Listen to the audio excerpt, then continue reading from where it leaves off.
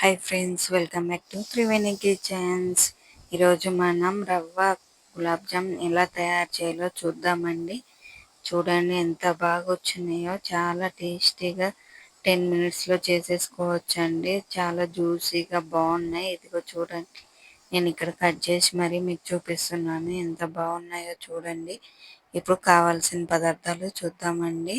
బొంబాయి రవ్వ 1 కప్ అండి, 2 కప్పుల పంచదార, కొంచెం యాలకుల పొడి, 2 కప్పుల పాలు. మనం రవ్వ ఎంత తీసుకుంటామో దానికి డబుల్ క్వాంటిటీ తీసుకోవాలి. ఇప్పుడు ప్యాన్ పెట్టుకుని అందులో మనం తీసుకున్న బొంబాయి రవ్వని వేసి ఫ్రై చేయాలండి. ఒక 2 మినిట్స్లో ఫ్రై అవుతుందండి. ఇదిగో చూడండి, కలర్ చేంజ్ అయింది కదా. ఇలా కలర్ చేంజ్ అయితే చాలండి. ఇప్పుడు మనం తీసుకున్న పాలు పోసుకోవాలి. కాగబెట్టినైనా ఏం లేదండి, పచ్చి పాలైనా పర్లేదు, ఏవైనా పోసుకోవచ్చండి. ఇలా బాగా కలపాలి. మీకు ఉండలుగా అనిపిస్తే విస్కర్ తీసుకుని ఇలా కలిపేయండి. ఇలా కలుపుకున్నాక నెయ్యి వేసుకోండి, 2 స్పూన్ల నెయ్యి. వీడియో ఎక్కడ స్కిప్ చేయకుండా చూడండి ఫ్రెండ్స్. ఇలా మూత పెట్టి పక్కన పెట్టుకోవాలి. ఇలా ప్యాన్ పెట్టి 2 కప్పుల పంచదార వేసుకోవాలండి. పంచదార ఎంత క్వాంటిటీ తీసుకున్నామో వాటర్ కూడా అంతే తీసుకోవాలి, 2 కప్పుల వాటర్. ఇప్పుడు షుగర్ని కరగా తీసుకోవాలండి. ఇందులో కొన్ని మధ్యలో కూడా చెప్తానండి, ఎక్కడ స్కిప్ చేయకుండా చూడండి చివరి వరకు. కరుగుతుందండి. మధ్యలో ఇవేగా ఐటమ్స్ నేను చేస్తాను ఏముందిలే అని స్కిప్ చేసి చూసినట్టయితే మళ్ళీ మధ్యలో వేసేయని మిస్ అవుతారండి. చిటికెడు యాలకుల పొడి వేసుకోవాలి. మరుగుతున్నప్పుడు వేసుకోవాలండి. ఇదిగో చూడండి, ఇప్పుడు పాకం అయిపోయిందండి. ఇలా వస్తే చాలు. మనం గులాబ్ జామ్ పాకం చేస్తాం కదా, అలానే ఇప్పుడు ఈ పిండి చల్లారిపోయిందండి. ఇప్పుడు ఒకసారి కలుపుకోవాలి,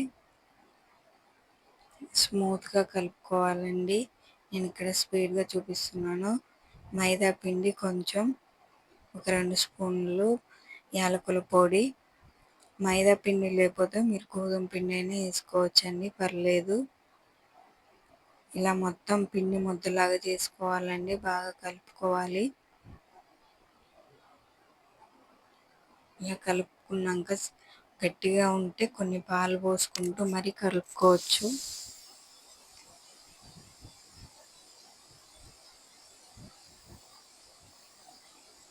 చూడండి, ఇలా నేను ఇక్కడ చూపిస్తున్నాను కదా, అలా ఇలా రౌండ్గా చేసుకొని ఇలా అప్పల్లా చేసుకోవాలండి. మీకు నచ్చితే రౌండ్గానైనా లేదంటే రోకలి షేప్లో అయినా ఎలాగైనా చేసుకోవచ్చు. ఇలా క్రాక్స్ లేకుండా చూసుకోండి. ఇలా మొత్తం ఆ పిండిని ఇలా అప్పల్లాగా చేసుకోవాలండి.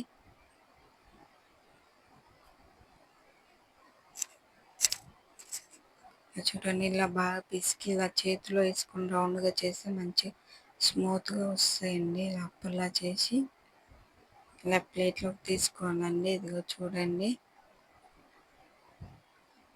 ఇలా చేసుకున్న వాటిని ఫ్రై చేసుకోవాలండి. ఇలా ప్యాన్ పెట్టి సరిపడా ఆయిల్ పోసుకొని లో ఫ్లేమ్లోనే ఉంచుకోవాలండి. ఇలా కొంచెం వేసి చూడండి, ఇలా పైకి వస్తే వేసుకోవాలండి.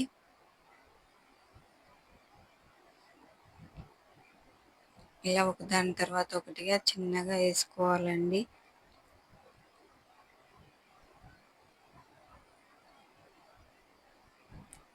చూడండి, ఇలా వేసుకున్నాక ఒక 2-3 మినిట్స్ అలానే వదిలేయండి. ఇలా కలిపితే మళ్ళీ అతుక్కుపోతాయి. ఇదిగో చూడండి, ఇలా కొంచెం రెడ్గా అయినాక టర్న్ చేసుకోవాలండి. ఇదిగో చూడండి, ఇలా గోల్డెన్ బ్రౌన్ కలర్ వచ్చాక తీసేసుకోవాలి.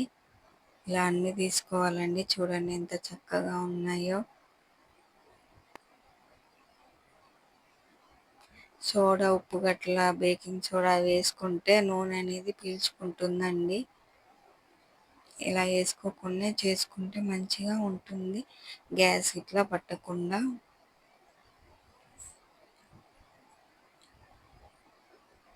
ఇలా మొత్తాన్ని ఫ్రై చేసుకొని ఇలా రెడ్గా అయ్యాక మళ్ళీ తిప్పేసుకోవాలండి. ఇలా చేసుకుని తీసేసుకోవాలి. ఇలా అన్ని ప్లేట్లోకి తీసుకోవాలి. ఇదిగో చూడండి, ఇలా మన షుగర్ సిరప్లోకి ఇవన్నీ వేసుకోవాలండి. వేసుకున్నాక ఇదిగో చూడండి, ఇలా షుగర్ సిరప్ మొత్తం పీల్చుకుంటుంది. చూడండి, మనకి జ్యూసీగా రెడీ అయిపోయిందండి మన స్వీట్. చాలా టేస్టీగా ఉంటుందండి, సూపర్గా ఉంటుంది. మీరు కూడా ఒకసారి ట్రై చేయండి మీ ఇంట్లో. మా ఇంట్లో అయితే చాలా ఇష్టం అండి ఈ స్వీట్ అంటే.